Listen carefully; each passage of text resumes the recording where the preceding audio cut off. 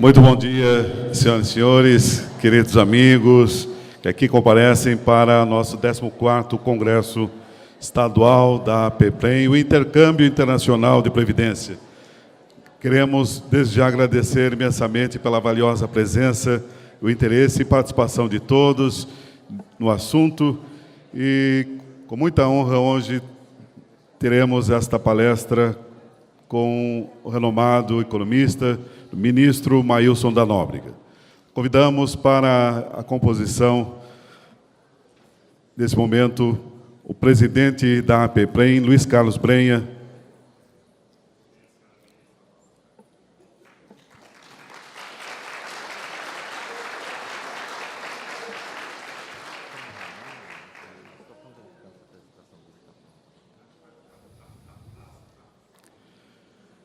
Convidamos para participar como moderador desta atividade o economista Ronaldo Oliveira, ele que é atuário, também consultor de investimentos da ABIPEM. O Ronaldo que estará também na parte da tarde participando dos painéis sobre investimentos.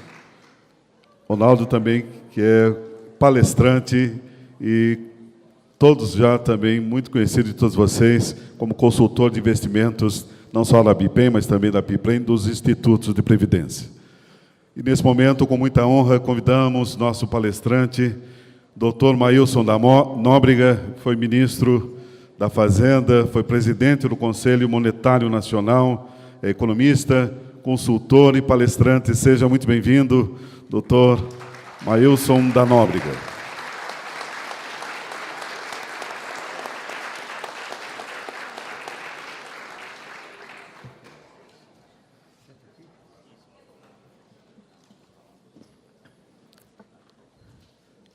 Para fazer a saudação inicial, convidamos o presidente da APPREM, Luiz Carlos Brenha. Muito bom dia a todos. Obrigado mais uma vez pela presença. Esperamos que todos estejam desfrutando bem da nossa cidade, daqui de Itu, aproveitando bastante o congresso. E tenham descansado aí de ontem para hoje e possamos aí ao longo desse dia debater com bastante profundidade os assuntos relativos à nossa gestão da Previdência.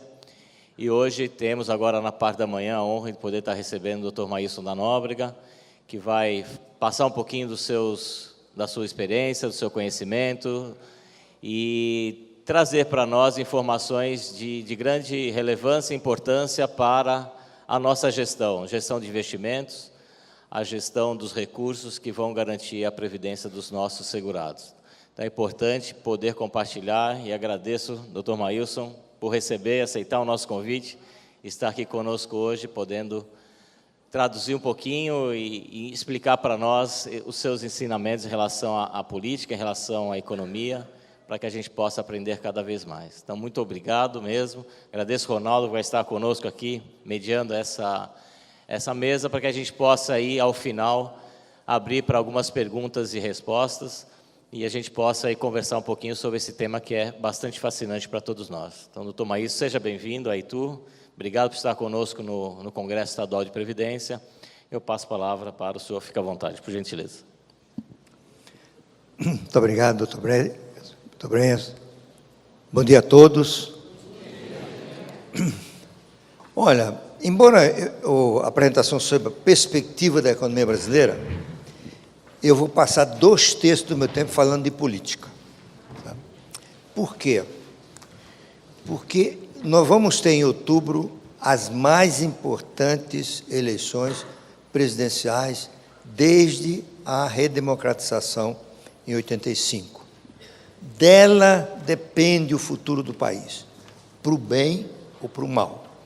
Da escolha depende a capacidade do país de superar definitivamente a crise em que foi metido por más administrações da economia e preparar o Brasil para um futuro mais promissor, né? Bom, eu vou começar dizendo que tem boas novas na economia, apesar da crise, né? Quais são? A recuperação engrenou de vez. O país pode crescer 3% este ano, Ultimamente, a gente está revendo isso um pouquinho para menos, 2,8%, alguns estão falando em 2,5%, mas é muito melhor do que continuar a queda que a gente estava experimentando no passado, né? A inflação é menor do que se pensava. Ninguém poderia imaginar que o Brasil ia ter, em 12 meses, inflação de 2,6%. Quando eu estava no governo, 2,6% era por dia, agora é por mês, certo? Isso faz uma enorme diferença para a vida de todo mundo, para quem trabalha, para quem planeja, para quem gere recursos, não é? Nós vamos ter, este ano, completado 3 anos consecutivos de inflação abaixo de 4%. Isso nunca tinha acontecido no Brasil desde que os índices começaram a ser levantados na década de 40, né? Por conta disso, nós temos a taxa Selic mais baixa da história. Ela está hoje em 6,5%, vai para 6,25%, e não será surpresa se terminarmos o ano em 6%. Essa não é a aposta generalizada, mas é provável. Isso associado a uma ociosidade na economia maior do que se imaginava. O PIB potencial é muito maior do que o PIB efetivo. Provavelmente você já ouviu falar nisso, mas vale a pena explicar. PIB potencial é uma medida dos economistas difícil de calcular, porque tem variáveis que não dá para observar, mas todo mundo trabalha nisso, né? O PIB potencial é quanto uma economia pode crescer sem gerar inflação, sem gerar desequilíbrios nas contas externas, né? E o PIB efetivo é aquele que acontece.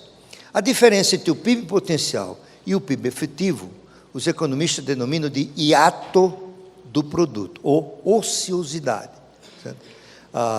Um estudo recente da Instituição Fiscal Independente do Senado, utilizando a metodologia da OCDE, que é o Clube dos Países Ricos, eles calcularam que o hiato do produto brasileiro é 8 pontos de percentagem, ou 8%, não é, do PIB.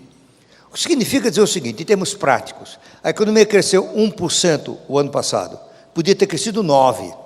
Claro que não é dessa forma, né, porque não dá salto. E aproveitar esse espaço de ociosidade depende de confiança, depende de renda, depende de emprego, depende de crédito, mas ela está lá para ser aproveitada. Qual é a boa nova? Não é?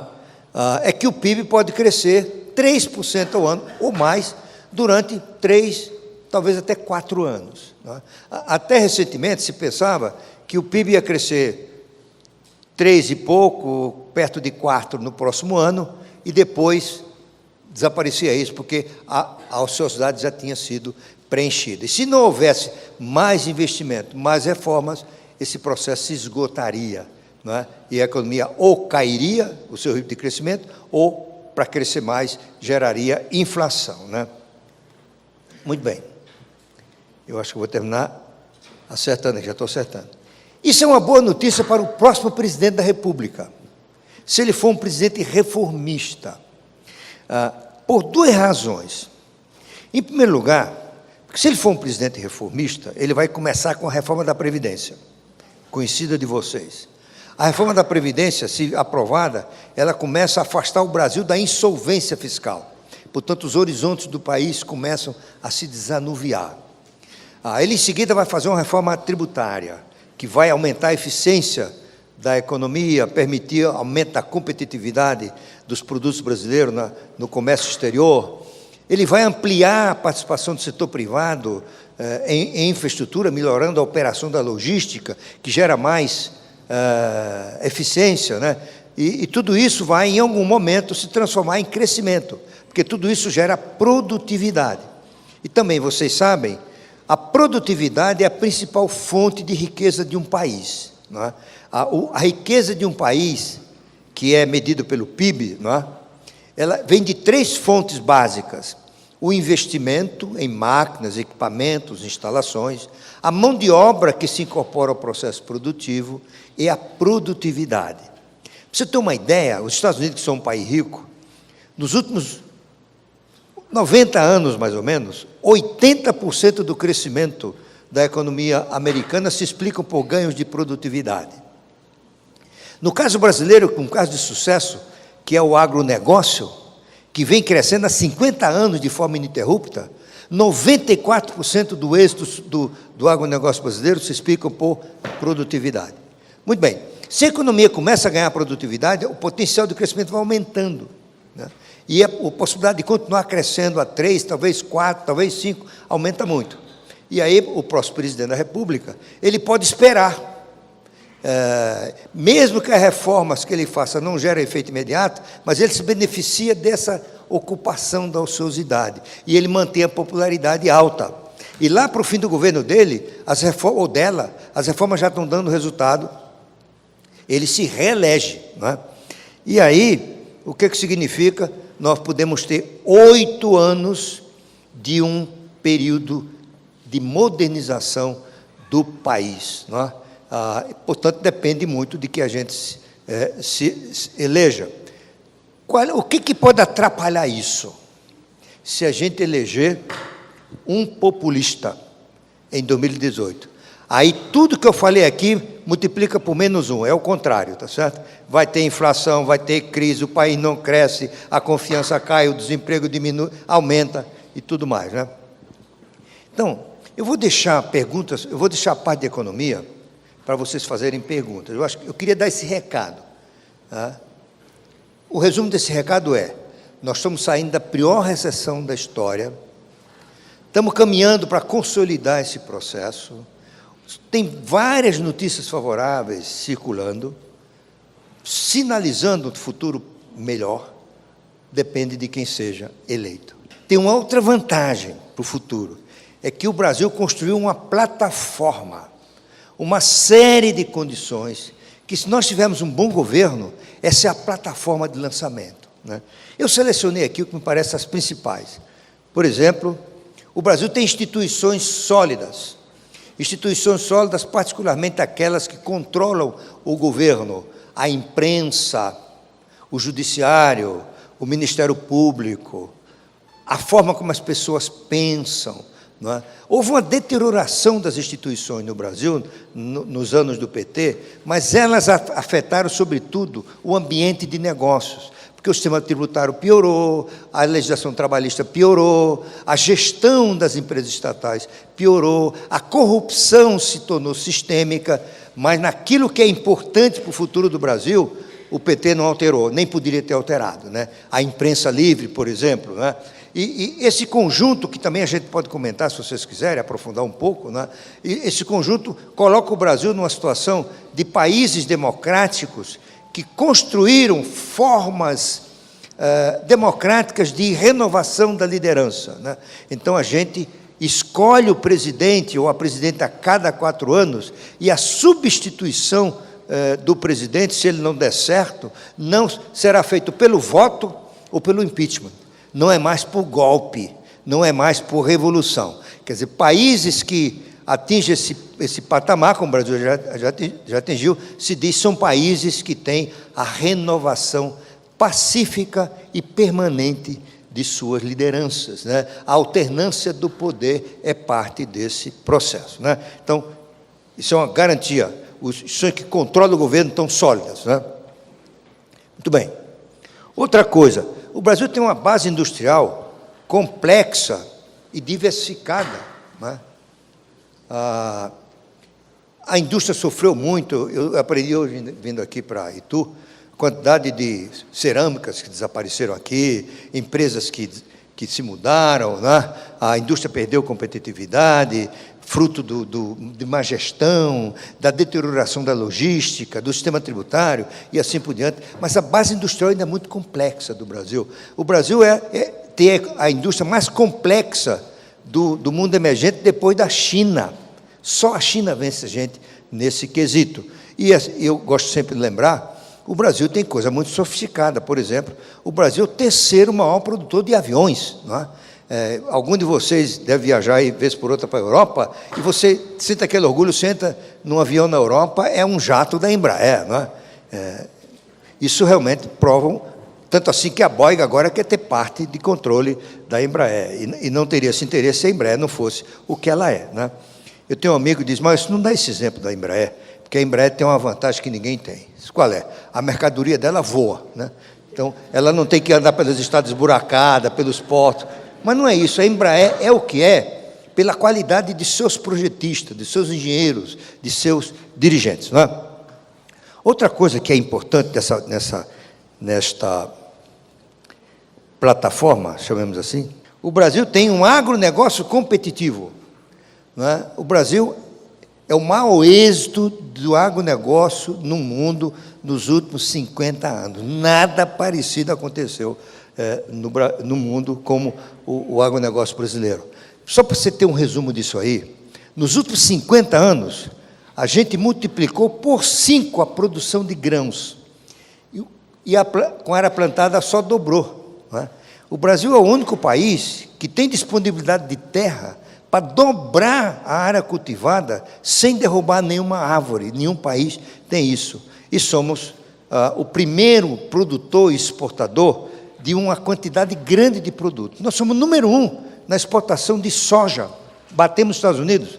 Número 1 na exportação de carne, número 1 na exportação de café, número 1 na exportação de açúcar, número 1 na exportação de suco de laranja, e estamos nos tornando número 1 na exportação de etanol. Né? E somos número 2 de milho, somos número 3 de suínos, nós somos uma potência agrícola. E essa potência está andando, e vai andar muito mais se o governo deixar de atrapalhar, porque o governo atrapalha o agronegócio com o sistema tributário caótico, não é? Com a infraestrutura que não funciona. Imagina transportar soja do Mato Grosso para Paranaguá, para Santos, né? O custo. O Brasil gasta mais para transportar, em termos de frete, a produção do Mato Grosso para Santos do que de Santos para a China, né? Como a gente tem que melhorar ainda por aí, né? O sistema financeiro brasileiro é muito sólido, muito sofisticado. Nós temos o mais sofisticado sistema financeiro do mundo emergente. Em alguns casos, nós somos mais sofisticados até que os europeus, sabia? Nem todos os sistemas financeiros europeus têm o uso da tecnologia, do celular, fazer transações. No Brasil, transações por celular já é em número superior a transações por computador, ou com a presença na agência, né? Nós temos transferência eletrônica instantânea de fundos que nem todo país europeu tem. E esse sistema financeiro está aí, cada dia vai melhorar, porque a taxa de juros vai caindo, vai aumentar a oferta de crédito, tudo isso é parte dessa plataforma, né? E um forte mercado interno. O Brasil, até recentemente, nós éramos a 7ª economia do mundo. Aí veio um vendaval chamado Dilma, nós despencamos para o 9º, certo?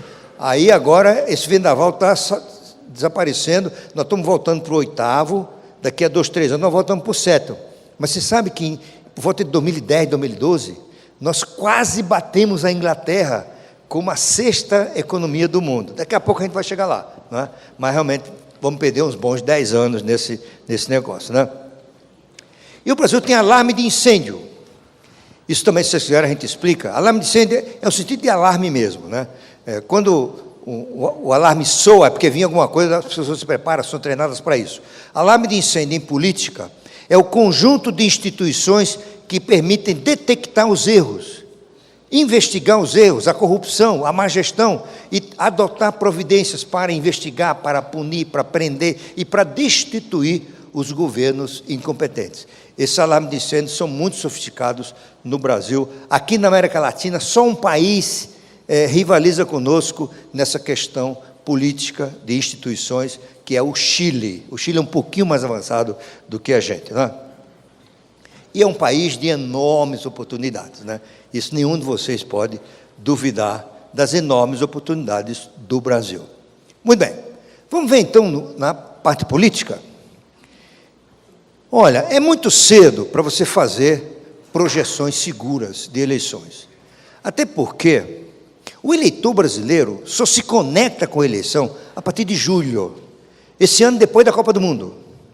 A pesquisa de uma semana atrás da Datafolha mostrou, coisa impressionante, só 9% dos brasileiros sabem em quem vão votar. Só 9%, aqui no estado de São Paulo. No país inteiro, 30%. Outra coisa muito interessante, 30% dos brasileiros, nas últimas eleições presidenciais, decidiram em quem votar no dia da eleição. Portanto, tem muito chão para acontecer. O que você pode fazer em termos de cenário? É você observar o passado e começar a fazer análise com base nessa experiência do passado, né? Que são os aspectos do processo eleitoral. Por exemplo, as redes sociais, o Facebook, o WhatsApp, etc., vão ser muito importantes este ano, como nunca foram na eleição, mas não serão determinantes como foram nos Estados Unidos. Há uma pesquisa feita pela Fundação Getúlio Vargas, pesquisa ampla, mostrou que apenas 29% dos brasileiros se informam sobre política nas redes sociais. 69% pela TV aberta e uma parte pelo rádio. Por que é isso? Porque apenas 57% dos brasileiros têm acesso à internet e 98% têm acesso à TV. 99% têm acesso ao rádio, não é? Então, outra coisa interessante, essas vão ser eleições casadas. A última eleição solteira foi a do Collor. Eleição solteira é aquela que só tem um candidato a presidente, não tem mais ninguém concorrendo. A eleição casada é aquela que elege, no mesmo dia, presidente, governador, deputado estadual, deputado federal e senador. Isso faz uma enorme diferença. Porque quando é presidente, todas as atenções se concentram numa pessoa, né? no candidato de sua escolha. Agora não. Outros fatores começam a ser relevantes. Por exemplo, é um fator novo, não tem financiamento de empresa este ano. Não tem financiamento de empresa. Mais do que isso, Caixa 2 vai ser muito limitado. Por que Caixa 2 vai ser limitado? Por várias razões, mas basicamente duas. Primeira, o Banco Central, por força de acordos internacionais, o Banco Central continua apertando o cerco à lavagem de dinheiro. Os bancos são obrigados a ter uma série de precauções quando recebem depósito ou quando fazem transferência. Se algum de vocês quiser um dia, testa. Eu vou lá no Banco do Brasil sacar 10 mil reais, se você tiver esse dinheiro. Alguém vai ligar para você. É você mesmo? Certo? Não, você chega no Banco do Brasil com 50 mil reais de dinheiro. De onde você tem que gastar um papel, de onde veio, como é que você ganhou esse dinheiro, como é que você... Isso limita muito o Caixa 2. Por exemplo, por que tem aquele dinheirama, aquela dinheirama que foi descoberta no apartamento do Gedel Vieira, 51 milhões de reais? Sabe por quê? Não consegue depositar. Não tinha como depositar, nenhum banco aceitaria. Ele tinha que dizer, esse dinheiro é de corrupção, não tinha como fazer, tá certo? Então, foi ficando lá. Então, uma experiência pessoal, eu sou da Paraíba, minha família está toda lá ainda. Outro dia eu fui visitar meus parentes lá, para um casamento, fui passear pela praia, correr na praia, e fui tomar água de coco. Cheguei lá, tem um vendedor de coco, fui pagar e disse, não, doutor, eu quero cartão de crédito. Né? Ele tinha uma maquininha da PagSeguro. E eu perguntei, por que você quer um cartão de crédito? Porque eu não quero ir para casa com dinheiro. Certo? Então, isso é uma coisa que se generaliza. Você sabe que já tem igreja evangélica recebendo no cartão? É verdade. Né? Outro dia me disseram que já tem a bênção na igreja evangélica. Você passa num drive-thru, passa o cartão, tem uma bênção, volta pelo outro lado. Tá certo? Então, o que significa dizer o seguinte, Caixa 2, dinheiro vivo, vai estar muito limitado ao crime, a algumas igrejas evangélicas, pequeníssimo comércio, né? Não é que não vai ter, mas vai ser uma parcela muito pequena do que tem sido até agora. Logo, o que vai ser importante para financiar essa eleição? O fundo partidário e o fundo de financiamento eleitoral das eleições, aquele fundo de 1 bilhão e 700 milhões. Isso diz o seguinte, eu já falei nisso, né? Maior prevenção é o Caixa 2 muito limitado, né? O que significa isso? É baixo o incentivo para ter candidato à presidência. Por que isso? Se você tiver um partido, PTB, por exemplo, tiver um candidato a presidente, ele vai ter que dedicar 1/3, é o cálculo, do dinheiro para a candidatura nacional. Vai faltar dinheiro para as candidaturas regionais. E o mais importante para a sobrevivência do partido político ao longo do tempo é o número de deputados e senadores que eles elegerem, porque isso determina o tamanho do fundo partidário, a parcela dele, e a parcela no fundo de financiamento das exportações. Portanto, um partido que dedicar todo o dinheiro do fundo para as candidaturas a deputado federal, senador e regionais, ele tem mais chance de eleger uma bancada de que só quem tiver 2/3, tá certo? Isso significa que, em algum momento, essa história da excessiva fragmentação pode não se materializar. Ou seja, até lá, os partidos vão dizendo que tem candidato, o PMDB tem candidato e tal, até um certo ponto, né? Lá na frente, isso vai mudar. Eu vou comentar também isso aqui com vocês, tá? Muito bem. Por outro lado, existe uma grande barreira à entrada na corrida presidencial, né? A outsider, ou seja, o cara de fora, e celebridades, pode estar fora do jogo, né? Por quê?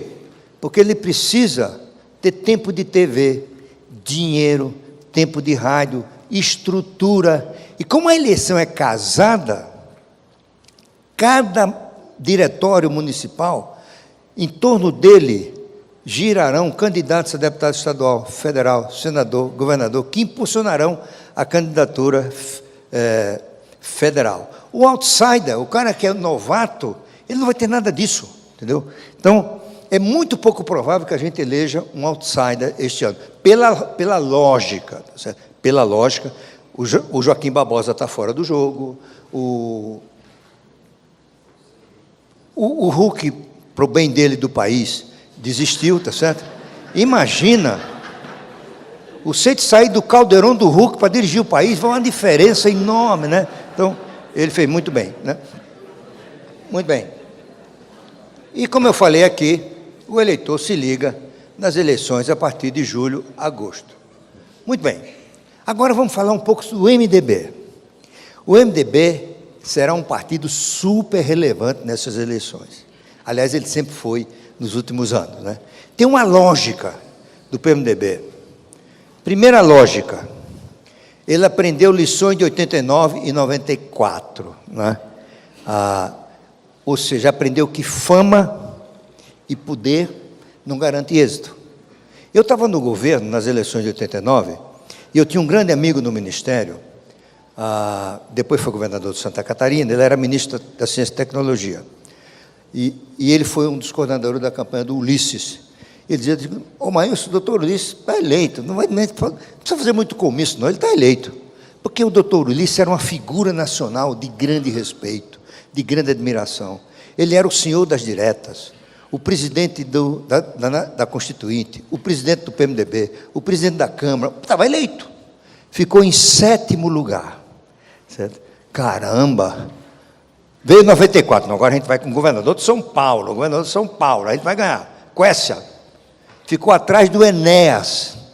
Se lembram disso? O Enéas é aquele cara pitoresco, né?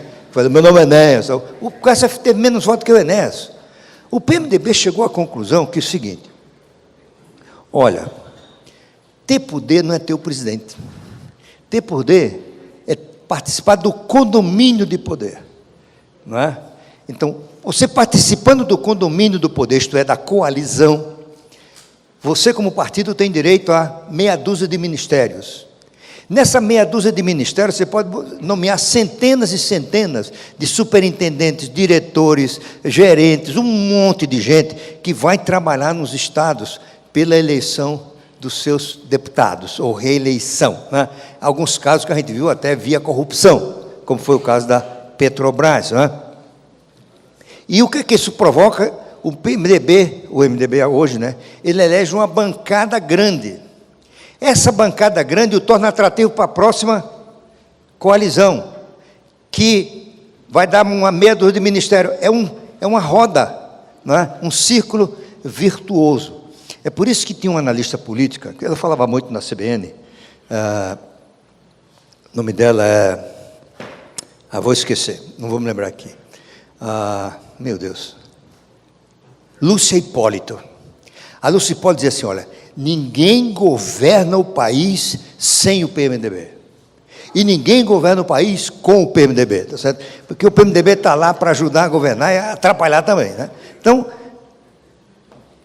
outra coisa, como eu falei aqui, a estratégia do PMDB elegeu uma grande base parlamentar, pelo que eu expliquei aqui. A base parlamentar é que determina o tamanho de sua participação nos fundos de financiamento de campanha, né? Portanto, o PMDB é o partido mais bem sucedido desde 1994. Eu botei 98, mas 94, tá? Não, 98, é 98. 94 ele perdeu com o Quércia.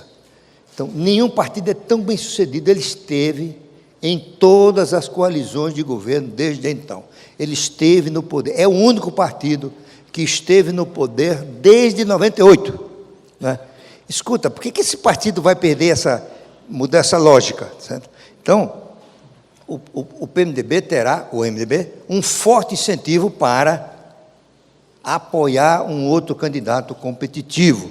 Claro, até isso acontecer, que é por volta de julho, eles vão dizer que tem candidato próprio, porque isso faz parte, né, do jogo, né? Se eu chegar amanhã, eu MDB, chegar para o Marco, meu amigo, um abraço aqui, vamos te apoiar. Deu de graça. Você tem que ser difícil, ele tem que pedir, tem que negociar, né? O que você vai me dar em troca? Porque essa negociação tem dois níveis. O nível público, né? Público, diz assim, o PMDB ou o MDB apoiará o PSDB se eles absorverem o programa do partido. Fácil, né?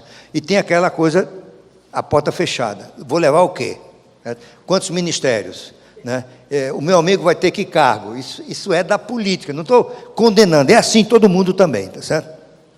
Então, o MDB vai decidir por volta de julho, até porque vai que em julho o Temer está com 80% de popularidade, aí ele é candidato, tá certo? Não é? Mas tudo indica que ele vai estar com 1 ou 2 só, entendeu? Então, portanto, são parte do jogo. Junho, julho vem aí para decidir. Certo? Será que o Temer é candidato? Será que o Meirelles é candidato? Se um dos dois for candidato, quebra essa lógica. Entendeu? E essa lógica, ela só vai ser quebrada se o Temer ou o Meirelles vencerem as bases. Porque o deputado federal que quer se reeleger, ele vai estar lá no Temer, né? Desiste disso, pô, né? Apoia a gente aqui. Você vai ter uma pressão sobre o Diretório Nacional para desistir de ter candidato a presidente. Muito bem. Feito isso, vamos fazer cenários eleitorais para 2018. Eu vou cansar vocês aqui, mas não tem como. Eu vou trazer 6 cenários, tá? É menos do que a Folha fez 14, certo? Outro dia, porque ele já tem 15 candidatos. Então, vamos lá.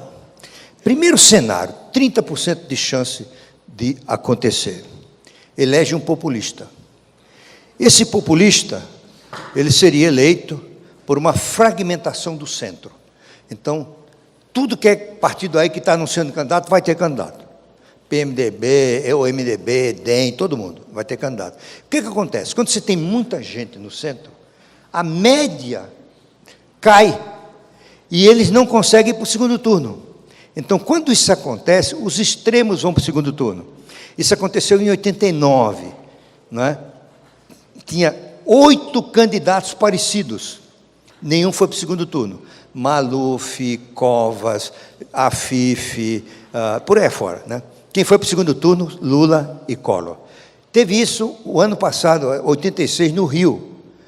O segundo turno foi Marcelo Freixo, do PSOL, e o Crivella, nem me lembro do partido, um partido aí das igrejas, né? PRL, exatamente. PRN, é isso? É isso aí. Enfim, era um extremo, tá certo? Muito bem. Eu diria que é 30% disso acontecer. Eu acho que até menos, mas só para ser um pouco conservador, né, eu acho que seria uma disputa entre um candidato do PT e o Bolsonaro, né? Você iria entrar na urna tendo que escolher entre esses dois, imagina, né? Então, segundo cenário, elege um outsider, alguém de fora. Eu acho que é 10% só, né? Tem o caso recente do ministro Joaquim Barbosa, né? Um homem sério, tem uma carreira brilhante, uma história de vida linda, um sujeito de cor, pobre, conseguiu ser um dos juízes mais importantes da história do país. É uma bela história, né? Mas agora, não basta isso. Não basta isso. Você tem que ser paciente, tem que saber enfrentar as adversidades, tem que ter uma coisa chamada alta inteligência emocional. A alta inteligência emocional confere ao indivíduo a capacidade de reagir de maneira serena às provocações, aos ataques, tá certo? Por exemplo, o Temer tem alta inteligência emocional. Ele está se corroendo por dentro aqui, mas chega um cara, como é a família, um abraço aqui e tal, porque ele sabe engolir sapo, faz parte, né? Não é um Bolsonaro. O Fernando Henrique disse, o Bolsonaro não é candidato viável. Aí ele falou, o cérebro do Fernando Henrique está ligado ao intestino, ou seja, cocô. Imagina.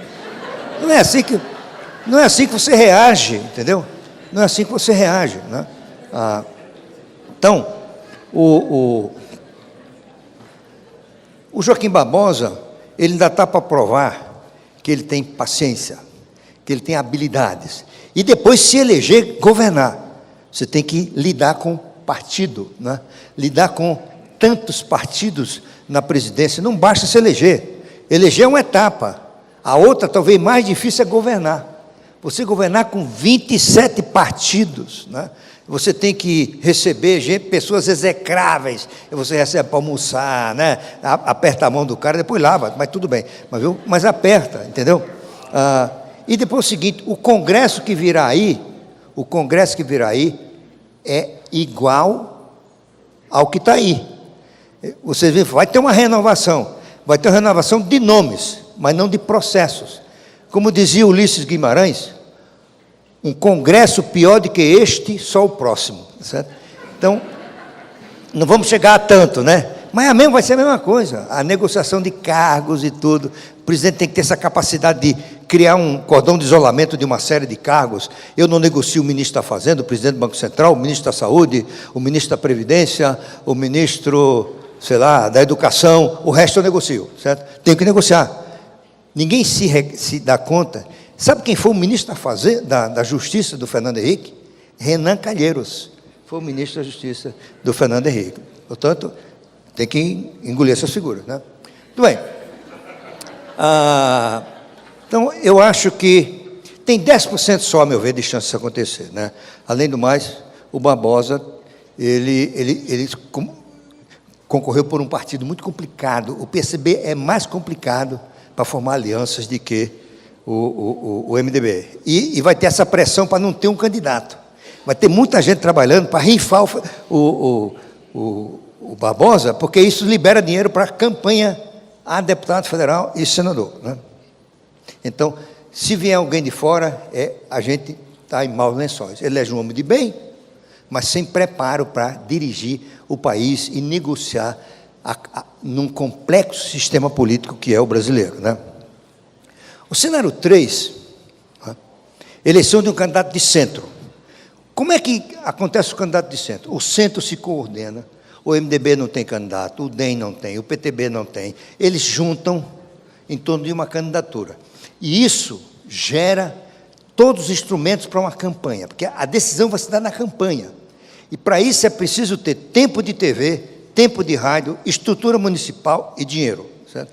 Então, essas 4 coisas, numa coalizão de centro, tornam o candidato quase vencedor, né? Praticamente vencedor. Nesse caso, seria o Alckmin, o candidato mais viável numa coalizão de centro. E se fosse isso, o Alckmin já está expondo suas ideias, ele será um presidente reformista. Então, dá aquele cenário que eu falei aqui no início, né?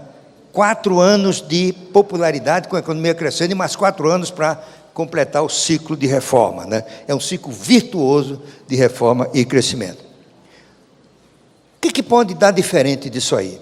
Primeiro, o Bolsonaro se esvazia na campanha. Eu acho que é muito provável que isso vai acontecer, porque o Bolsonaro é um fenômeno de rede social, certo? Inclusive, uma coisa interessante, quando as pessoas, o Instituto Datafolha pergunta, sem mostrar a cartela, o número de pessoas que citam o nome do Bolsonaro é parecido com os que disseram com mostrar a cartela. É porque ele é uma coisa recente, fruto da sua hábil utilização das redes sociais como instrumento de impulsionamento de sua candidatura. Mas durante a campanha, o Bolsonaro vai ser atacado à torta e à direita, isso é comum. O candidato que está mais ou menos na pesquisa, ele vai sendo atacado para ele fazer uma bobagem, certo? E o Bolsonaro, ele tem um passivo eleitoral enorme para ser atacado. Ele foi favorável à ditadura, ele elogiou o torturador, ele é contra gay, é contra colombola, como é que chama isso? É contra a mulher, não é certo? Diz que podia estuprar aquela deputada, tem um processo por causa disso. Tem uma coisa que ele não sabe explicar, né? A família tem 15 milhões de patrimônio e só foi deputado, né? Então, como é que faz para explicar tudo isso? Tudo isso vai ser objeto de questionamento. Ele pode se sair bem, né? Ele pode sair bem, mas tudo indica que ele pode escorregar numa dessas, né? Ele, nesse sentido, ele parece com o Ciro Gomes, né? O Ciro Gomes é assim, ele garante a mancada, é assim, né? Pode ficar tranquilo que ele vai dar uma mancada, né? Porque ele age por ímpeto. Vocês conhecem a mais famosa dele, né? Ele era casado com Patrícia Pilar. E durante a campanha, um repórter perguntou: candidato, qual é o papel da Patrícia Pilar na sua campanha? Ele disse: dormir comigo. Pronto. Né? Despencou no outro dia. Então, essa é uma hipótese. Se o Bolsonaro se esvaziar, aumenta a chance do Alckmin, porque será o Alckmin com o candidato do PT. 2, um cenário. O Alckmin é destruído por alguma denúncia, despenca, né? O PT não vai para o segundo turno, é uma hipótese o PT não ir para o segundo turno, porque eles estão numa estratégia suicida de registrar o Lula em 15 de agosto como candidato do PT. Isso é uma estratégia doida, porque ninguém tem mais dúvida, o Lula é ficha suja, ele já foi condenado em segunda instância. Então, se registrar a candidatura dele em agosto, o Tribunal Superior Eleitoral vai impugnar essa candidatura no início de setembro. O que vai acontecer? O PT vai ficar com 3 a 4 semanas para construir uma nova candidatura. Aí você pode ter um deslocamento das preferências hoje por Lula e pelo PT para o Ciro, para a Marina, até para o Bolsonaro. Até o Bolsonaro ganha, né? E aí o PT não iria para o segundo turno, pela primeira vez desde 89. Aí nós teríamos o Ciro e a Marina.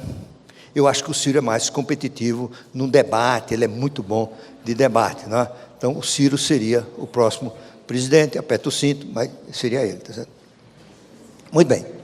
Cenário terceiro, nesse alternativo. Segundo turno, com Ciro e Alckmin. Então, o PT não vai para o segundo turno, vai o Ciro. Ciro e Alckmin, eu acho que o Alckmin ganha, né? A esquerda vota no Ciro, mas a esquerda é minoritária no eleitorado brasileiro. Não sei se vocês observaram, dos 6 cenários que eu coloquei aqui, o Alckmin ganha em 3, né? Portanto, tudo considerado hoje, o Alckmin é, na minha avaliação, do que a gente conhece hoje, o mais provável ganhador das eleições deste ano, né? E aí tem todo aquele cenário favorável, se eu estiver correto. O que pode dar errado? O que pode gerar coisa completamente diferente do que eu falei para vocês aqui? Primeiro, o Temer não resiste às pressões dos amigos, dos correligionários e se candidata. Aí, ou o PMDB escolhe, ou o MDB escolhe o Meirelles, né? Nesse caso, aumenta a fragmentação. O Alckmin pode se eleger, mas aumentam as chances do populista, porque fragmenta, né? Então, o populista, ou de esquerda ou de direita, seria o presidente da República. Um outro cenário, a imagem do Alckmin é atingida pelo Lava Jato. Aí fica indefinido. Aí fica um nevoeiro, ninguém sabe o que vai acontecer, certo? As incertezas vão aumentar, né? Outra, o Alckmin não decola nas pesquisas. Eu acho que isso não é pouco provável, porque, por exemplo, o Fernando Henrique, que se elegeu em 94, nessa época, ele tinha 10% só das intenções de voto, 10, 12, ganhou no primeiro turno, certo? Então, Pesquisa hoje não quer dizer muita coisa. Deixa eu repetir hoje. Não se impressione, porque aqui em São Paulo, deixa eu repetir, 91% não escolheu o candidato até hoje. As pessoas vão se conectar quando souber quem são os candidatos, quando houver as convenções e por aí afora. Também, nesse caso, é uma eleição indefinida. Pode dar qualquer desse cenário que eu falei aqui, ou algum ainda pior, né? Finalmente, pode ser que aconteça o sobrenatural de Almeida, né? Vocês já viram falar no sobrenatural de Almeida? Já, né? Todo mundo? Sobrenatural de Almeida era um personagem criado por Nelson Rodrigues. O Nelson Rodrigues era um jornalista famoso, né? Teatrólogo, e era também comentarista esportivo e fanático pelo Fluminense, né? Então, toda vez que o Fluminense tinha o melhor time, ia jogar com bando como é que chama? Gente de pelada, e perdia o jogo. Quando ele ia comentar, isso, olha, não tem explicação, foi o sobrenatural de Almeida, né, que fez o Fluminense perder. Então, o sobrenatural de Almeida seria algo absolutamente imprevisível, que ninguém consegue prever, ninguém consegue explicar, e vai dar uma coisa completamente diferente, né? Eu acho que se o sobrenatural de Almeida funcionar, o Brasil corre um sério risco, porque nós podemos eleger alguém honesta, uma pessoa honesta, uma pessoa com uma boa história de vida, mas sem nenhuma experiência de gestão de governo. Isso pode ser um desastre. Por exemplo, pegamos o caso do Barbosa. Imagina o Barbosa, presidente do Brasil, senta com ele, o Renan Calheiros, e diz assim: presidente, eu vim aqui para apoiá-lo, sabe, o senhor vai ser um grande presidente, conte comigo, né? Eu vou mobilizar o Congresso a seu favor.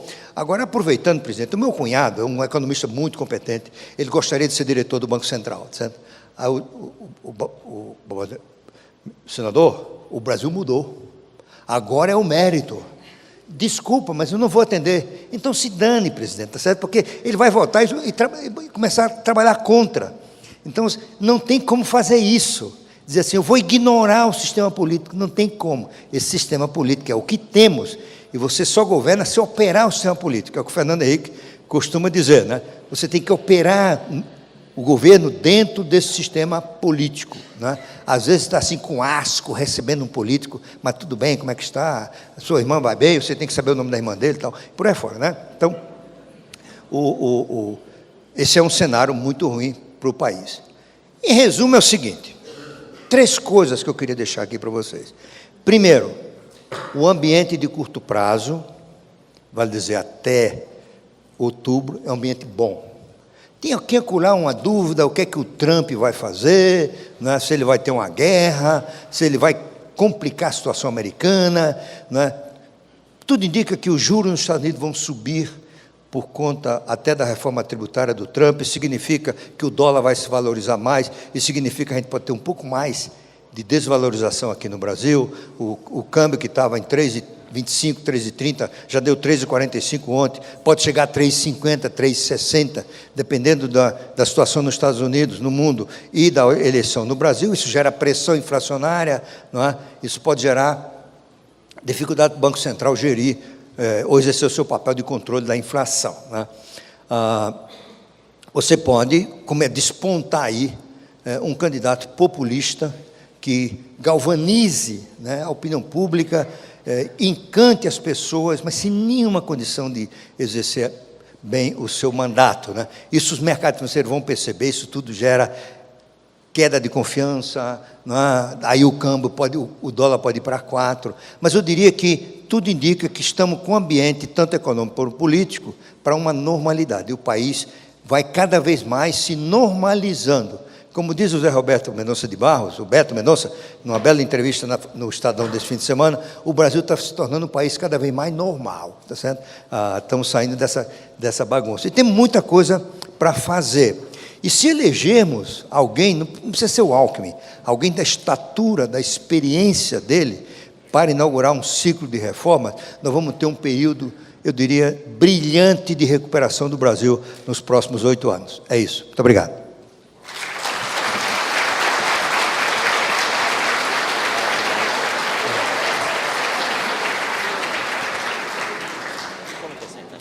Maravilha.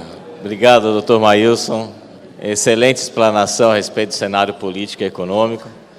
Enquanto o pessoal está se esquentando para fazer a pergunta, eu queria, um pouquinho antes da sua palestra no café, nós comentávamos sobre a gestão de recursos dos institutos de previdência.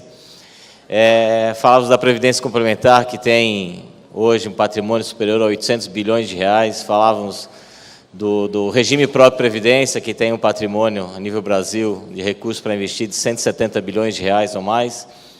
E no Estado de São Paulo, nós, os gestores que estão aqui, a sua grande maioria do Estado de São Paulo, patrimônio que administra da ordem de mais de 20 bilhões de reais.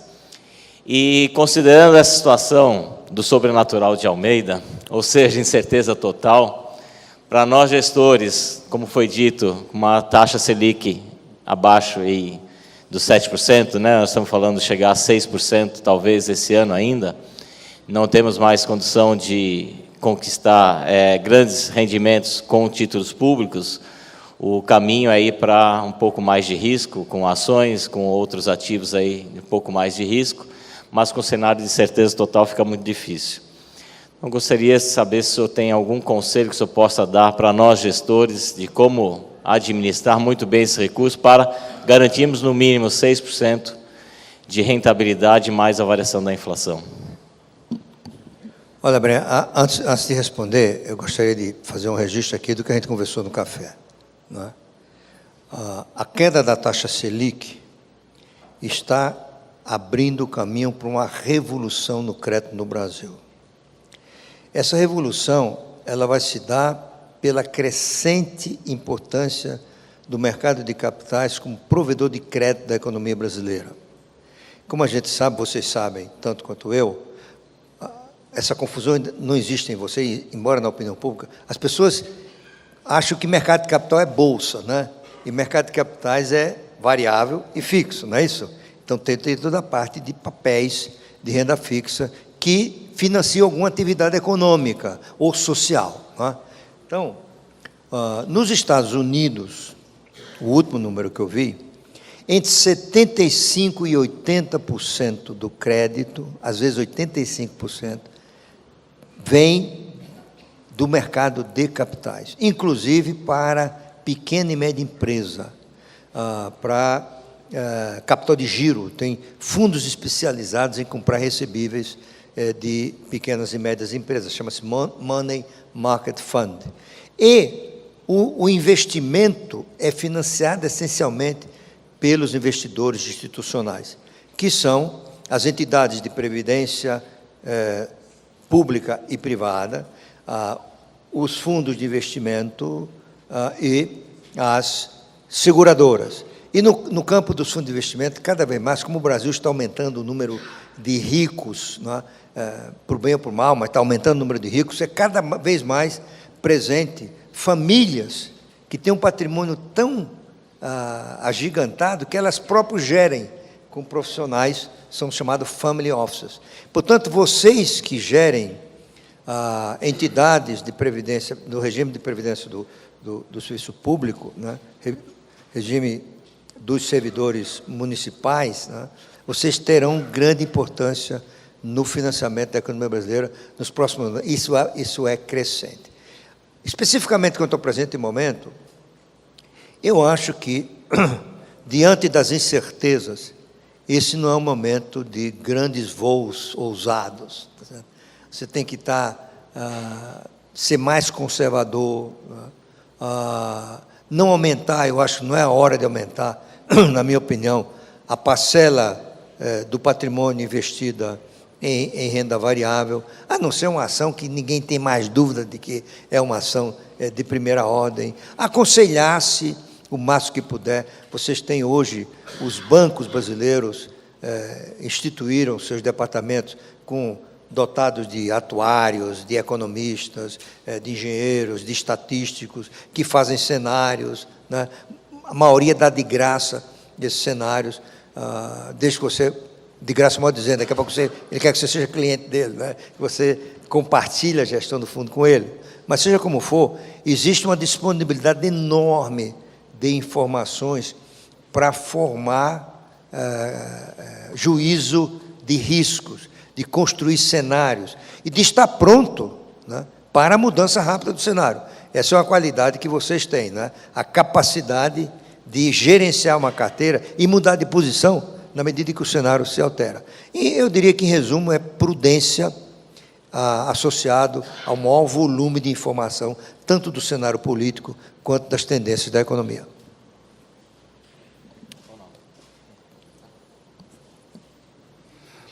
Dr. Maius, eu gostaria que o senhor colaborasse, abordar alguns contextos, principalmente pelo fato que, no final do ano passado, veio o advento da Portaria 577, que possibilitou aos regimes próprios de previdência efetuarem a compra de título público e marcá-los na curva. Eu queria ver como o senhor enxerga essa questão, que é uma prática, uma lição de casa feita há mais de 15 anos pelos fundos de pensão, e como o senhor enxerga todo esse contexto agora, permitindo seus regimes próprios fazê-lo da mesma forma? Bom, em primeiro lugar, eu acho que a medida é absolutamente correta. Isso é prática nos países desenvolvidos há mais de 50 anos, ou até mais do que isso. Não é? Você não pode manter na sua carteira um título pelo valor que você comprou, se ele se valoriza, porque, sem considerar o valor de mercado, o quê? Marcar o mercado, você pode estar tomando decisões equivocadas, né? Você pode estar pensando que tem uma folga atuarial no seu fundo e não tem, né? Portanto, eu acho que isso é absolutamente necessário, né? E cada vez mais, isso é um ponto importante, cada vez mais nós estamos sofisticando, né, não só a gestão das entidades de previdência pública e privada, mas estamos sofisticando a regulação, né? Os reguladores no Brasil são pessoas cada vez mais capacitadas e tem sido, felizmente, cada vez menor, a influência política na designação desses gestores, desses reguladores, né? Por exemplo, o Banco Central do Brasil hoje, ele tem qualidade de supervisão parecida com qualquer Banco Central do mundo. Eu posso testemunhar isso porque eu sou membro do conselho de um banco e vejo como atua o Banco Central, né? Nós temos hoje na área de previdência um dos melhores especialistas do Brasil, que é o Marcelo Caetano. Se não me engano, ele é o secretário de Previdência, né? Enfim, e vocês se preparem cada vez mais para o aumento dessa sofisticação, o que implica cada vez mais melhoria da qualidade das pessoas que estão à frente dos institutos, das autarquias, dos fundos de pensão e assim por diante. Em resumo, só para te dizer que eu apoio inteiramente esse tipo de medida, ela já devia ter vindo há mais tempo, não é? Vamos lá? Vamos abrir para pergunta a plateia. Acho que tem um aqui, Clóvis. Bom dia. Bom dia. Eterno ministro, né? Eu vivi e sobrevivi 1988, 1990. Muita gente não tinha nem nascido naquela época, né? Eu já estava naquele momento histórico que a inflação realmente era muito alta. Mas a minha pergunta é direcionada especificamente, porque eu vi num blog do senhor, que o senhor teceu um comentário em relação à reforma da Previdência. Inclusive, falou do atraso, pela influência dos partidos políticos e dos sindicatos. A minha pergunta é a seguinte: como o senhor vê essa reforma, levando-se em conta que existe um déficit? Sim, existe um déficit. Mas quando a gente começa a observar que a maioria das grandes empresas brasileiras, inclusive empresas do sistema financeiro, tem grande dívida com o governo. É uma questão. Uma segunda, a gente fala da parte rural, e o senhor falou aí, bem que foi dito, do agronegócio. Você não acharia uma ótima ideia o agronegócio encampar a aposentadoria dos rurais? E o senhor acha que essa reforma que está apresentada pelo governo é ideal? Obrigado. Bom, o sistema de previdência no Brasil ele tem uma série de defeitos que foram construídos ao longo do tempo. Decisões foram tomadas sem observar uma coisa rudimentar de gestão financeira, que é o que os economistas chamam restrição orçamentária. Isto é, você não pode assumir compromisso além de sua capacidade de cumprir aquele compromisso. E na Previdência isso nunca foi bem observado. Por exemplo, o presidente Geisel decidiu dobrar a aposentadoria rural sem fazer conta. Isso gerou um rombo enorme na Previdência. Então, a Previdência tem uma série de compromissos que foram decorrentes de decisões políticas, sem a necessária associação disso com o seu custo financeiro. É o caso, por exemplo, do benefício de prestação continuada, né, o BCP, que tem 4 a 5 milhões de pessoas que recebem da Previdência sem nunca ter contribuído, né? Então, são problemas que têm que ser resolvidos com a reforma de forma gradual, mas isso não significa dizer que, tirando esse problema, a Previdência seja superavitária. Ela não é. A Previdência é deficitária mesmo se resolver esses problemas. E a Previdência aqui no sentido amplo, federal, estadual, municipal, né, e setor privado. Quando você soma todos os regimes, o cálculo foi feito pelo próprio governo, o ano passado o déficit chegou a algo como 330 bilhões de reais. Não é só do INSS. O INSS é 160, por aí. Só para você ter uma ideia, isso é o dobro do que o Brasil investe em infraestrutura, né? E isso é insustentável. A Previdência já consome hoje, só o INSS, consome 58% do orçamento da União. Está caminhando para 70% em 3 anos. E daqui a 20 anos vai ser 100%. Ou seja, não vai acontecer, né? Porque o governo tem que ter o funcionamento da máquina, tem que ter que comprar papel, computador, né? Você está caminhando para um ponto em que não vai ter dinheiro para funcionar o governo, aí entra em colapso. Como é que entra em colapso antes que isso chegue? Porque os mercados vão perceber isso, né? Vão perceber que o governo caminha para não pagar a sua dívida. E, ao fazer isso, você tem um colapso, gera o que os economistas chamam dominância fiscal. É uma situação em que a economia passa a girar em função do colapso fiscal. E, nesse caso, a inflação foge do controle, porque o Banco Central perde a capacidade de exercer o seu papel de estabilizar a economia, o crédito desaparece, o país entra em colapso, né? Então, eu acho que a reforma que foi proposta pelo governo foi uma reforma ousada, né? Na verdade, precisaria ser muito mais ousada do que foi. A transição podia ser mais rápida, né? Mas algumas coisas teve que negociar. Por exemplo, apenas 6 países no mundo não têm limite mínimo de aposentadoria. Sabe quais são? Brasil, Equador e 4 países paupérrimos da África. Certo? Então, o resto, aqui na América Latina, só o Brasil e o Equador não tem como é que chama? Idade mínima da aposentadoria. Eu dou meu exemplo pessoal. Eu entrei no Banco do Brasil e me aposentei no Banco do Brasil com 50 anos. Imagina, né? Eu aposentei com tempo de serviço e 28 anos de serviço no banco, né? E o meu plano de vida é trabalhar até os 90 e descansar os 15 restantes, né? Então, você veja.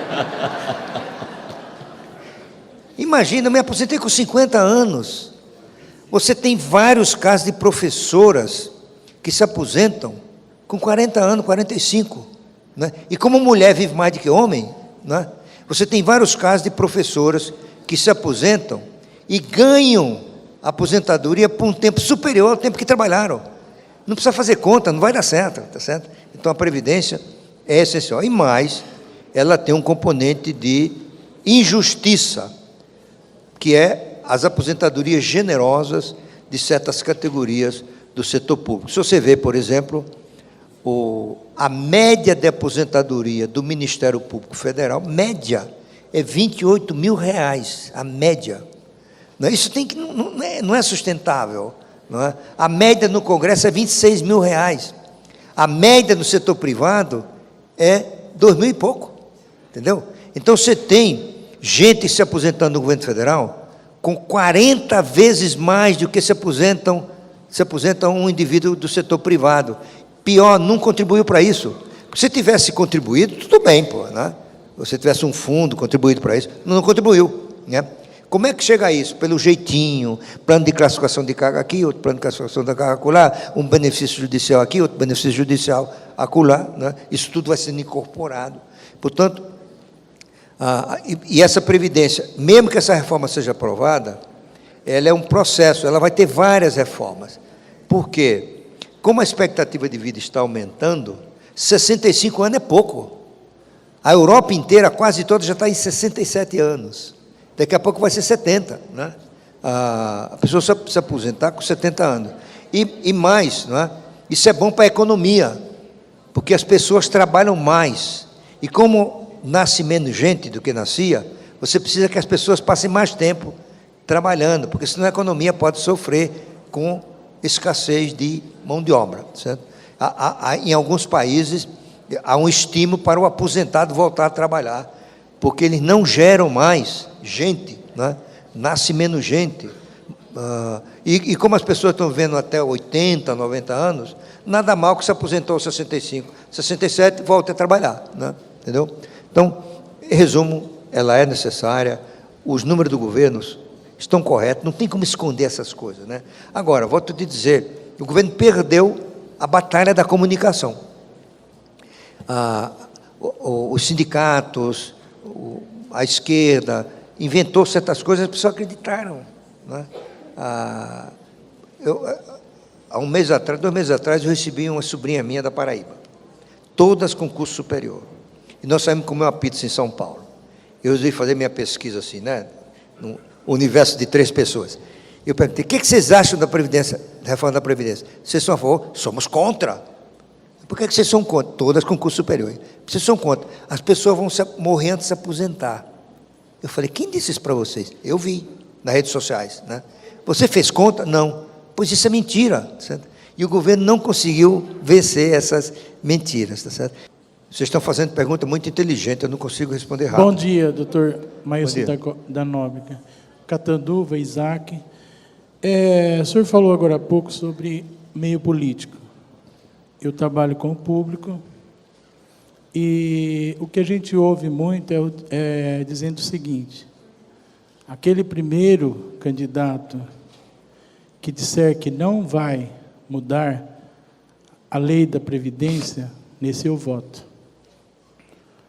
Então, o que o senhor acabou de dizer agora, até sobre a questão de vivência da população, eu estou nesse caso. Hoje eu estou esperando os meus 7 anos para aposentar. Se houver a mudança, eu vou trabalhar mais. Então, eu me coloco nesse meio.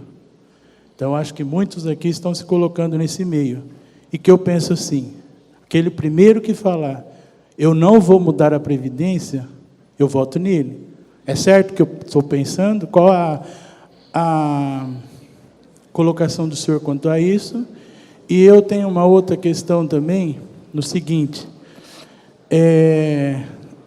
nas pesquisas do Donald Trump lá, teve muitos que não iam votar nele, mas aquela compra, aquelas votações fictícias, via tecnológicas, por eleitores inventados pela internet, pela tecnologia, votaram. Pode acontecer isso no Brasil também? Pode. Qual a colocação do senhor quanto a isso, ao meio político hoje, em termos de Alckmin, em termos de Bolsonaro? Gostaria de saber qual a colocação do senhor. Desculpa, eu não entendi essa última pergunta, essa última questão. A última questão é referente à questão que foi a eleição do Trump. O Trump foi eleito por muitos fictícios, votos fictícios. No Brasil também terá.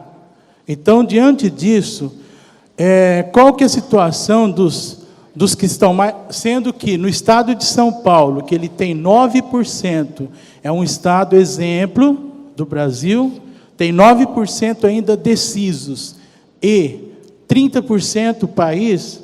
Qual a situação diante desse meio político hoje, daqui, o quadro político até outubro? Olha, primeiro lugar, sobre a questão da Previdência na campanha eleitoral, né? O que você falou tem uma lógica individual, né? Ou seja, o seu mundo é você, e você está prestes a se aposentar.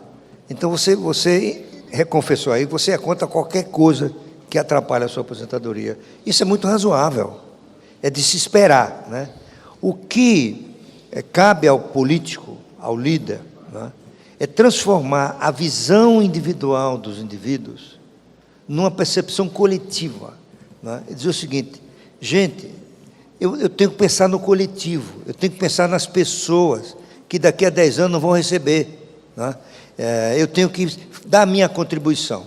Não é simples, né? Não é simples, e o meu discurso aqui não vai te convencer a mudar de opinião. É por isso que, ao contrário do que muita gente diz, ninguém que queira se eleger pode defender ideias complexas, ideias impopulares. O candidato que chegar na TV e diz assim: eu vou fazer a reforma da Previdência, perdeu, entendeu? Ele tem que ir para os temas genéricos, que ele vai dar emprego para todo mundo. Não precisa ser tão irresponsável a dizer que não tem déficit, que não vai fazer reforma. Mas os temas espinhosos, isso em todo mundo é assim. No Brasil, particularmente verdadeiro.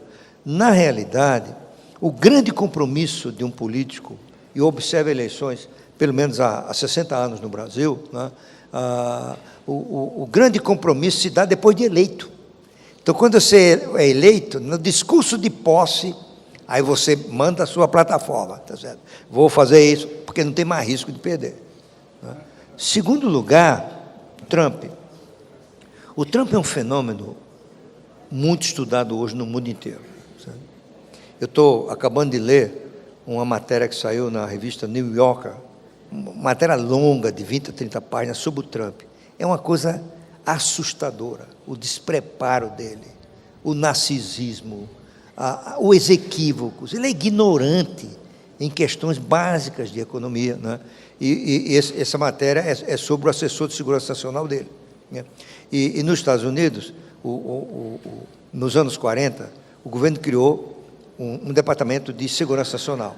É uma equipe de assessoria ao presidente da República que produz relatórios diários para o presidente, não é? Analisando a situação no mundo, os riscos, não é? Até a maneira como ele vai falar, não é? Quando ele vai falar com o chefe estrangeiro que ganhou a eleição, o cara dá uma sugestão: não diz parabéns para ele, porque esse cara não presta. Enfim, você diz para ele, chama talking points, ou seja, os pontos de conversa, né? Ele tem que ler aquilo toda a noite, né? E o Trump chegou, não lia. Aí o assessor de segurança: presidente, o senhor não lê? Meu filho, você acha que eu vou ler isso aqui com 10, 15 páginas? Manda uma página. Aí eles resolveram fazer uma página. Ele não leu. Aí ele falou: e agora? Faz uns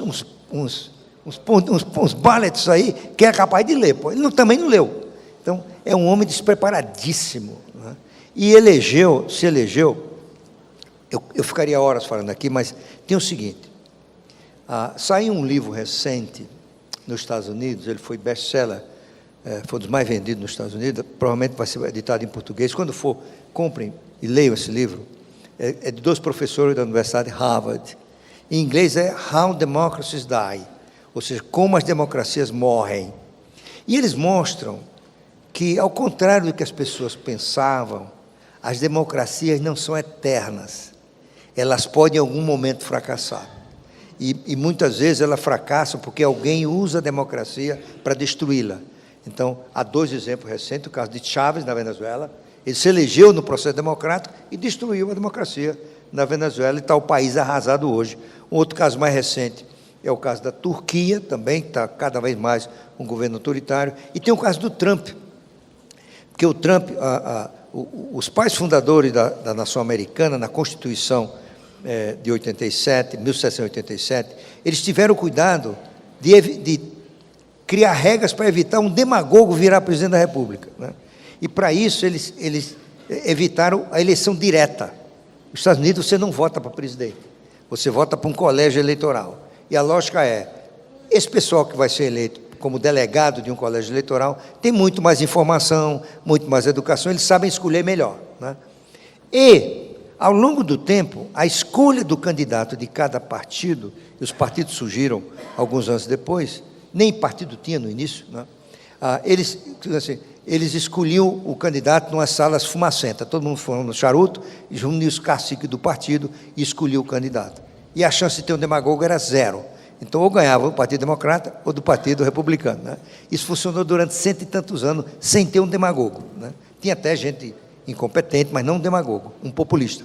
Até que isso foi gerando uma certa inquietação, né? E surgiu a ideia das primárias. Então, vários candidatos de um partido se apresentam aos membros do partido e eles votam em eleições primárias. E daquelas eleições nasce o presidente. Aí quebrou a regra. Você começou a gerar o risco de um populista empolgar os eleitores e sair candidato. Eu, por exemplo, eu vou concluir isso aqui, é rápido. Eu conversei com os melhores analistas políticos americanos, quando ele esteve aqui em São Paulo, no ano da eleição. Sabe o que ele disse? Chance zero de o Trump ser o candidato do Partido Republicano. E se for, chance zero de ganhar. E ganhou. Né? Por que ele ganhou? Porque teve vários fenômenos novos. Um foi a rede social. Outras fake news, como você está falando aí, né? A influência da Rússia nas eleições, os robôs, né? Disseminando notícias falsas, né? E, sobretudo, um sentimento antipolítico. Havia um sentimento antipolítico, anti-establishment, né? As pessoas estavam cansadas de Washington, dos políticos, e ele dizia assim, eu vou drenar o pântano de Washington. As pessoas, a tecnologia, a globalização estava destruindo empregos. As pessoas não sabiam explicar por que o emprego está desaparecendo. Porque tem uns mexicanos que estão vindo aqui tomar o nosso emprego, tem uns muçulmanos que estão vindo aqui tomar o nosso emprego, e eles assim, eu vou fazer um muro no México, né? Eu vou proibir a entrada de muçulmanos. Então, ele inventou uma série de mentiras que caíram, né, bem nesse sentimento de desesperança e de rejeição ao político, né? Isso pode acontecer aqui? Pode, né? Eu acho pouco provável, mas pode acontecer. Porque, por exemplo, essa mesma empresa que errou da eleição de Trump, ela fez vários estudos, contratou especialistas, e ela está dizendo o seguinte, olha, tem um sentimento antipolítico no Brasil. Vocês prestem atenção a isso. E, nos Estados Unidos, a Hillary Clinton, ela era a própria encarnação do político, né? Senadora, secretária de Estado, mulher de presidente, né? Então, ela era a encarnação do político. E isso contribuiu, ele diz assim, nada mais político no Brasil do que o Alckmin, né? O Alckmin pode encarnar esse sentimento antipolítico, né? Eu acho que é um risco, mas não é tão grande quanto foi nos Estados Unidos, porque a insatisfação nos Estados Unidos era da classe média, que perdeu o emprego, né, com a tecnologia, a robotização, a globalização. Então, você tinha um cara que trabalha lá no cinturão da ferrugem, no meio oeste americano, ele era gerente de uma fábrica de equipamentos, essa fábrica fechou, foi para a China, e ele ficou desempregado. Onde é que aparece o emprego da Microsoft, no Google, não é? Nas empresas de tecnologia, ele não tem qualificações para isso. Então, ele sai de gerente da fábrica, ele não fica sem emprego, mas ele vai gerenciar um posto de gasolina, ele vai ser recepcionista de hotel. Isso gera um nível de insatisfação, né, pela precarização da qualidade do emprego. E esse cara votou no Trump, não é? Eu acho que isso não tem no Brasil. No Brasil, isso aqui é a questão é mais pobreza. Você vota com revolta porque você é pobre, porque você é capaz de ser encantado por um discurso populista. O fenômeno Trump, eu diria que dificilmente vai acontecer no Brasil. O Bolsonaro não se equipara para esse efeito, embora eles usem o mesmo instrumento que a rede social, não se equipara ao Trump. Mais uma pergunta. Doutor Maílson, senhoras e senhores presentes, o senhor falou em relação ao déficit da Previdência, mais de 300 milhões. O que o senhor acha de, por exemplo, a JBS, que deu propina para todo mundo, está devendo 2,4 bilhões à Previdência? Os bancos, a Gerdau, Pão de Açúcar, e não pagam. O governo não poderia primeiro cobrar essas pessoas que devem, que ultrapassa os 400 bilhões, e depois sacrificar o povão? O senhor falou que tem gente que recebe, mas não contribui. O senhor disse que tem servidores que ganham 28 mil reais acima. Quer dizer, vocês conhecem o problema. Não é melhor atacar o vírus que corrói? Porque nós temos uma grande massa, a maioria do povão brasileiro, ganha um salário mínimo. O senhor disse que 65 anos é até pouco para se aposentar, que o senhor seria a favor de 70 anos. Mas o filho de uma pessoa, de um cidadão, da massa, por exemplo, onde eu moro, Porto Ferreira, eu sou da Porto Preve, os jovens começam a trabalhar com 16 anos. Para 65 anos, eles iriam trabalhar 49. Agora, os filhos dos deputados, os filhos dos doutores, primeiro se forma doutor, com 28, 30 anos. Depois começa a trabalhar, com 65 anos vai aposentar, está muito bem de saúde. Enquanto o mais humilde, ele trabalha 49 anos, mas por muitas vezes é um serviço sacrificado. Ele tem 65 anos, mas a sua aparência é de 80 anos, 90 anos, ele está acabado. Enquanto essas pessoas que se formam doutor, o senhor me perdoa, tem ar-condicionado, está num bom serviço, com 65 anos, parece que tem 48, 49, e vão se aposentar com um salário muito bom. Enquanto esses daí que são sofridos, se aposentam com a merreca de um salário mínimo que é sacrificado. Outra coisa, o senhor falou apesar das pessoas aposentarem com 50 anos, foi o caso do senhor. Parabéns, o senhor aposentou com 50 anos, mas contribuiu para isso. Agora, eu acho que algumas mudanças têm que ser feitas daqui para frente, e não essas pessoas que já contribuíram até hoje ser sacrificado. E repito, a primeira coisa que nós temos que fazer é buscar o dinheiro. Se tem um déficit, temos que buscar de quem deve realmente. Agora, o senhor acha justo uma JBS dever 2,4 milhões, os banqueiros dever e ninguém cobrar? Por quê? Porque é amigo de presidente, é amigo de deputado, é amigo de senador, porque financia as campanhas deles, e nós vamos pagar no lombo aqui uma reforma previdenciária para sacrificar a gente? O senhor me perdoa. Nós estamos aqui participando de congresso para cada vez aprender mais e ter consciência do que a gente está fazendo. Porque se nós viermos, não só no congresso, estudarmos para nos capacitar e pensar que isso está justo, não está justo, está errado. Eu sou contra a Previdência, faço campanha contra, e eu fiquei triste no senhor falar que os candidatos, ele tem que ir lá e falar, não, eu não vou falar que sou a favor da Previdência. Então está enganando o povo. Então hoje eu não voto, pelo menos até agora, em candidato nenhum, porque todos que estão lá, eu estou com a convicção que está enganando o povo, porque a hora que assumir, vai mudar a Previdência, vai fazer reformas que é para o bem do país, mas um bem de um país que deixaram de fazer a lição de casa.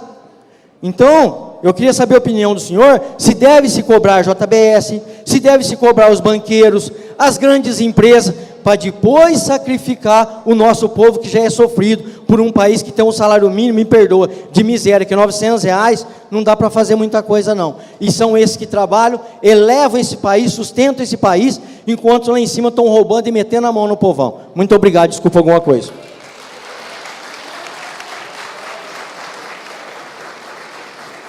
Olha, ainda bem que eu tenho alta inteligência emocional, certo? Porque eu não fiquei nem um pouquinho nervoso com o que o senhor falou aí.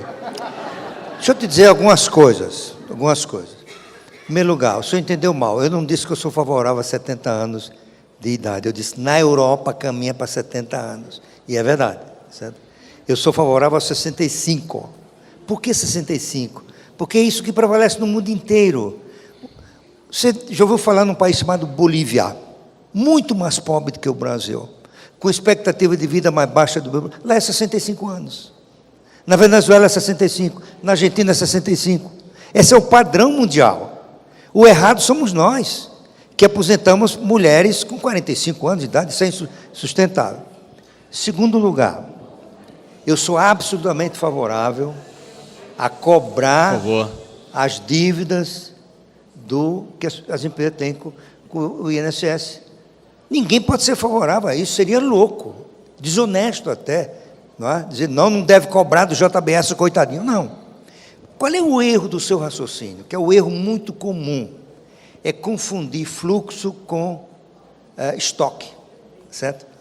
Então é o seguinte, o déficit da Previdência, o ano passado, no conjunto, foi 330 bilhões de reais. O déficit do INSS foi algo como 160 bilhões. Aí vem um político e diz assim, como o Paulo Paim, o senador Paulo Paim, eu vi ele dizendo isso, escuta, tem 400 bilhões de dívida para cobrar, isso resolve o problema da Previdência. Qual é o erro dele? Que provavelmente o senhor comete também. É confundir estoque com fluxo. Porque os 160 bilhões é todo ano. Se os 400 bilhões resolvesse, precisa ter 400 bilhões todo ano. E 400 bilhões, primeiro, eu trabalhei muitos anos no Ministério da Fazenda, esses números enganam, sabe? Nesses 400 bilhões, a maioria é de empresas que nem existem mais.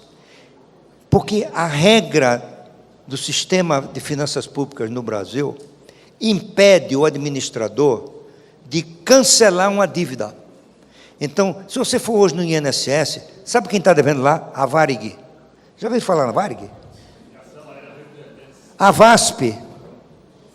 A Pané, que quebrou nos anos 60, está lá uma dívida. Certo? Qual é o certo? Assim, a Varig nem mais existe, cancela isso. Esses 400 bilhões vai cair para 15, 20 bilhões. É muito dinheiro ainda. Mas mesmo que fosse os 400, não resolve.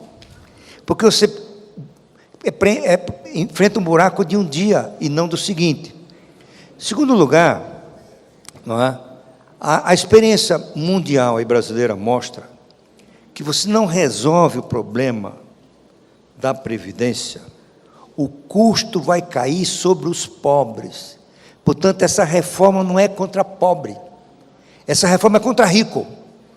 Porque rico é que tem aposentadoria generosa. Rico que eu falo não é milionário. É pessoas que ganham 20, 30 mil reais por mês. É rico. Quem ganha mais de 10 mil reais por mês no Brasil está na classe A. Tá certo? Portanto, está na classe máximo das classes. E tem que estar acima da classe A. Né? Então, os ricos não têm problema. O cara que ganha essas aposentadorias não tem problema. Quem sofreu no estado do Rio de Janeiro? O Rio de Janeiro é um retrato do Brasil. Ou seja, fizeram aposentadorias generosas, não enfrentaram a necessidade de reforma, confiaram na eterna contribuição do petróleo para a receita do Estado do Rio, e chegou um belo dia que não tinha mais dinheiro.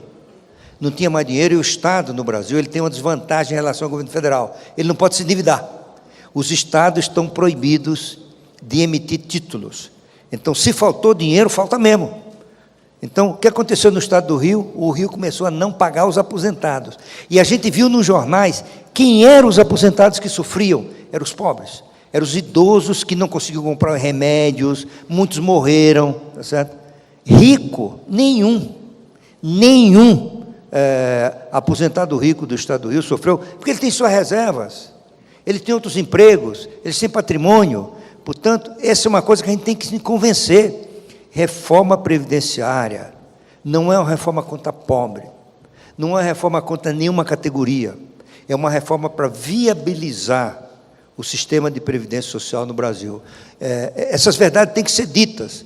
Em algum momento, o governo não vai ser capaz de pagar, ou vai pagar com moeda inflacionada, que é a mesma coisa.